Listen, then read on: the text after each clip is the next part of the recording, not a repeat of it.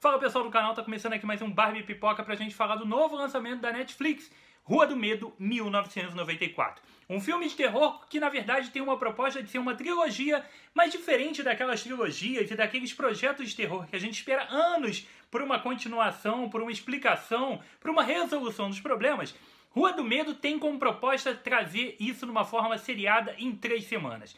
Em 3 semanas você vai matar 3 filmes que compõem toda uma vasta experiência que percorre séculos, sim, séculos, num material bem diferente, bem interessante, lógico, com todos os clichês do gênero, com tudo que você espera de um bom filme de terror, de um slasher, sem ser brilhante, mas sendo divertido, que eu acho que é o principal ponto, eu acho que é a coisa mais importante, é a gente sentar para se divertir, tá? O filme estreou agora. Na verdade, o segundo volume já está saindo, que é Rua do Medo 1978. A proposta, curiosamente, traz os filmes em ordem decrescente. O primeiro, 1994, se passa nesse ano, tá? Então tem toda uma cara, uma ambientação anos 90. O segundo, a gente volta para 1978 e depois a gente conclui o filme em 1966. A ideia aqui é acompanhar uma bruxa que lançou uma maldição numa cidade e que vem trazendo uma série de assassinatos e situações bizarras com o passar do século. Não tem nenhum spoiler, tá? Isso não é nenhum spoiler e nem o que eu vou falar aqui. Os programas aqui não tem spoiler. A ideia é simplesmente instigar a assistir e te justificar se vale a pena ou não assistir. E basicamente, embasado meramente na minha opinião, tá? Não estou dizendo que eu sou o dono da verdade, é simplesmente para dizer se eu achei legal ou não. E eu curti.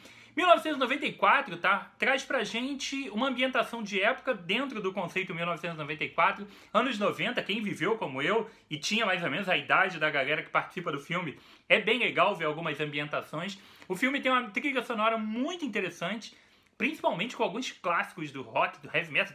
Cara, se assistir um filme que toca Iron Maiden, pra mim é totalmente sensacional, porque não é todo dia que eu vejo. Então, tem uma parte do filme com uma música diegética. As músicas costumam ser diegéticas nesse filme, isso é uma coisa bem interessante. Músicas diegéticas são aquelas músicas que tocam nos rádios, tocam dentro do filme. E tocam Iron Maiden, isso é totalmente fantástico. Mas nós vamos acompanhar aqui uma sequência de assassinatos envolvendo jovens. É um filme daqueles de terror que segue os conceitos básicos de um slasher normal. E seguindo muito uma linha parecida com a do Pânico, por exemplo. É um cara fantasiado com uma roupa preta, com uma máscara e que está aterrorizando jovens na escola. A maior parte do elenco é de jovens, a gente nem tem tanta interação com os adultos e tal. É muito focado nesse tipo de clichê, tá? Mas isso não é ruim. Isso é bem feito, as mortes são legais, tem algumas mortes bem interessantes, tem algumas cenas bem gore, com bastante sangue, com alguma violência assim a mais.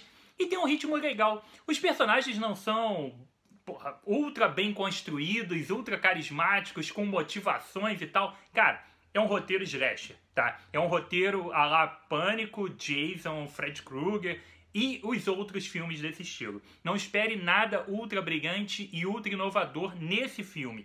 A ideia é simplesmente se divertir com esse conceito do assassino que está matando as pessoas. Porém, existe o algo mais aqui que é o grande diferencial, que é a bruxa. A bruxa e o projeto de 3 filmes.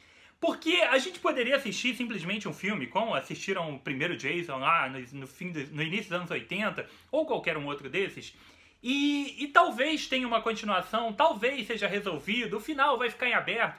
Isso poderia acontecer. Mas a ideia não é essa. A ideia é trazer pra gente instantaneamente uma trilogia.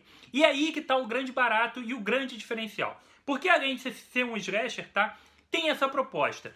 Porque teve alguma coisa que aconteceu antes. Um dos personagens investiga isso, uma das crianças aqui, dos adolescentes da série, ele é fanático por essa lenda que existe na cidade dele, e ele investiga isso de maneira rudimentar ali com a internet de 1994. Quem viveu sabe o que era a internet de 94. Ele investiga aquilo e a gente sabe que existe um outro grande evento que aconteceu na cidade, na verdade várias mortes emblemáticas no último século, mas em 1978 teve um massacre extremamente emblemático, adivinha onde? No acampamento. Como os americanos adoram fazer esses massacres em acampamento, né? Então, assim como os filmes do Jason, tá? E assim como American Horror Story 1984, a gente tem na sequência falando dos acontecimentos que aconteceram antes, do que rolou antes em 1978. E aí tem até, pelo trailer, tem um assassino genérico ali, bem parecido com a primeira aparição do Jason, que tinha o saco na cara. E finalmente a gente vai saber como começou tudo isso no fim da trilogia em 1966, tá? Em 1666, quando rolou a morte da bruxa. Mas o que importa é que o filme funciona. Existe ali todos os elementos básicos que a gente espera, tá? Dos relacionamentos entre os personagens, aquelas sequências meio idiotas de, porra, por que você vai fazer isso? E existe até algumas resoluções interessantes em alguns planos que a gente, às vezes, tem em alguns filmes desse, que nós temos alguns personagens tendo até boas ideias e tentando se virar na sua tentativa, geralmente inútil, de sobrevivência. Mas aqui tem uns planos interessantes. Eu gostei muito de algumas resoluções que aconteceram e deixaram um clima agradável pro filme. Deixaram uma dinâmica a mais do que eu esperava. Então, foi acima da média. É um filme brilhante? Não. Cara, mas é um filme dentro de um bom nível de filme de slasher. Filme de assassinos seriais, filmes de estudantes fugindo de alguém com uma faca na mão ao longo de 2 horas de projeção. Se você curte esse tipo de proposta, eu acho que você vai gostar do filme, tá? Eu sou um cara que ama os filmes de terror, mas sou muito crítico com os filmes, que eu acho que a maioria deles não presta. Mas eu gosto do gênero slasher. Eu acho que se ele conseguir fazer o feijão com arroz, o básico, de me apresentar um assassino brevemente interessante, umas mortes legais e os estudantes desmiolados, isso pode funcionar. Então eu achei que aqui funcionou e teve esses 2 plus, teve esses 2 elementos a mais. Algumas situações interessantes criadas pelos próprios sobreviventes, pelos próprios adolescentes, para tentar reverter ou para tentar sobreviver. E também a questão de haver algo mais garantido, tá? Já tem um segundo episódio, 1978 já está no ar, eu posso sentar agora e assistir e ver qual é a ideia e como esses filmes vão se ligar. É uma ideia legal, acho que vale muito a pena, e assim que eu acabar de assistir o 1978, eu volto aqui e faço mais um vídeo, tá? A respeito do elenco, tá? Eu nem entrei muito a fundo nisso, porque o elenco é basicamente desconhecido, são jovens, tá? Adolescentes, são atores jovens, bem novatos, podem ter feito ponta, aparecido em algum lugar, até ter tido algum pequeno papel, mas não tem nada ultra relevante aqui. A diretora é uma diretora iniciante, ela gravou um episódio de uma série aqui e outra ali, então ela também está começando com esse projeto. Então tem muita coisa para eu enaltecer em relação à parte técnica. Mas dentro da parte técnica, dentro do filme, além do roteiro funcionar, ser uma edição acertada, ter uma boa fotografia, uma direção de arte que compõe muito bem os anos 90, tem a questão da trilha sonora, que é muito legal, tá? É muito bem escolhida e eu acho que é um filme legal. Eu acho que vale a pena você dar uma conferida. Você curte os filmes de terror, você curte os filmes de slasher, desses assassinos seriais, desses monstros, eu acho que vale a pena você dar uma olhada. E aí, já viu?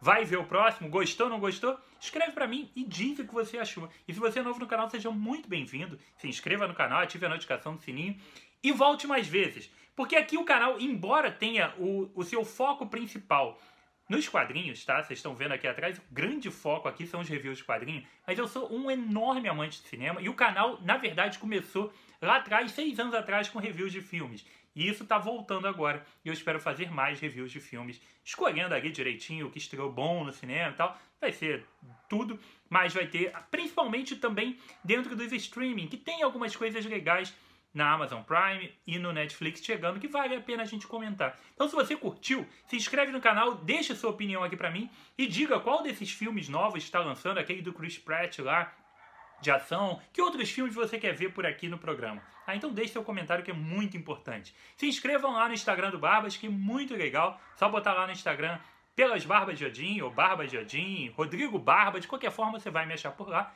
E foi isso. Aqui comigo, Rodrigo, mais um review de filme. Um abraço e até a próxima.